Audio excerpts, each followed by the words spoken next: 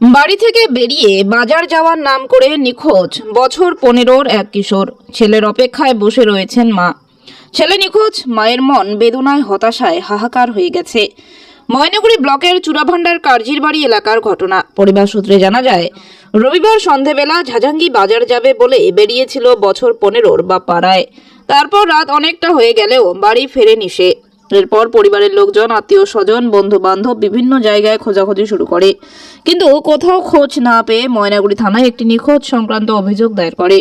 মঙ্গলবার সন্ধ্যা 6টা নাগাদ ছেলের ছবি হাতে নিয়ে নিখোঁজ বাপ্পার মা রাখি রায় জানিয়েছেন, এদিন ঝাঝাঙ্গি বাজারে গিয়ে আমার ছেলে নিখোঁজ হয়ে যায়। অনেক জায়গায় খোঁজাখুঁজি করেও আমার ছেলের কোনো সন্ধান পাওয়া যায়নি। যদি কোনো সহৃদয়বান ব্যক্তি আমার ছেলেকে দেখে থাকেন তাহলে অতি অবশ্যই আমাদের জানাবেন। আমরা আপনার খবর পেয়েই এখানে আসছি, তো দেখি যতটা আমরা করতে পারি। আপনার নাম? রাখি নাই। রাখি রায়। আপনার ছেলে নিখোঁজ হয়েছে, নিখোঁজ হয়েছে। কোথায় যাওয়ার পথে?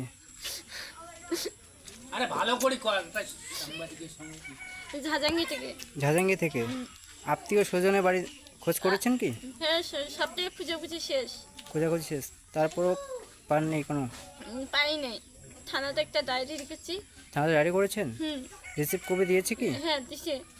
আচ্ছা, মানে সব জায়গায় খোঁজাখুঁজি করেও আপনি কোনো পাইনি। খবর পাননি, পাইনি। তাই তো? ছেলের নাম কি? বাপ্পা রায়। বাপ্পা রায়। বয়স কত? 15 বছর। 15 বছর। আচ্ছা, আর কেউ আছে কি আপনার?